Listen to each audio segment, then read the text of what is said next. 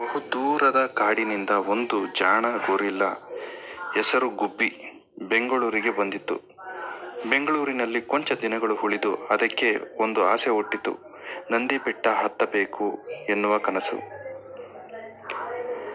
ಗುಬ್ಬಿ ತನ್ನ stylish bike ಕೊಂಡು helmet ಇಲ್ಲದಿದ್ದರೂ ಗಟ್ಟಿಯಾದ ಆತ್ಮವಿಶ್ವಾಸದಿಂದ ಬೆಂಗಳೂರಿನ ನಗರದ ಹೊರವಲಯದಿಂದ ನಂದಿ ಬೆಟ್ಟದ ಕಡೆಗೆ ಹೊರಟಿತು.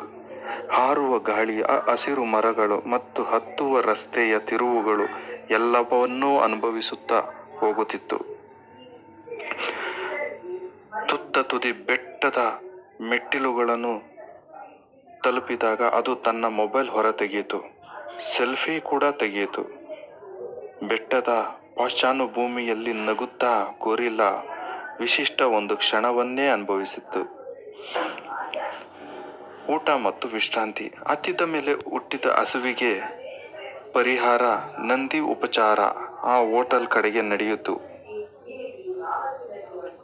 ಅದು ತನ್ನಲ್ಲಿನ ಒಂದು ಪ್ಲೇಟು ಇಡ್ಲಿ ಮತ್ತು ವಡೆ ಸಾಂಬಾರು ಆರ್ಡರ್ ಮಾಡಿತು. ಗುಬ್ಬಿ ಬೆಟ್ಟದಿಂದ ಇಳಿಯುವಾಗ ತನ್ನ ಕ್ಯಾಮರಾದಲ್ಲಿ ಸೆರೆ ಹಿಡಿದ ದೃಶ್ಯವನ್ನು ನೋಡಿ ನಗುತ್ತಿತ್ತು. ಅದು ಒಬ್ಬ ಪ್ರವಾಸಿಗ ಅಲ್ಲ, ಒಬ್ಬ ಕಥೆಗಾರ.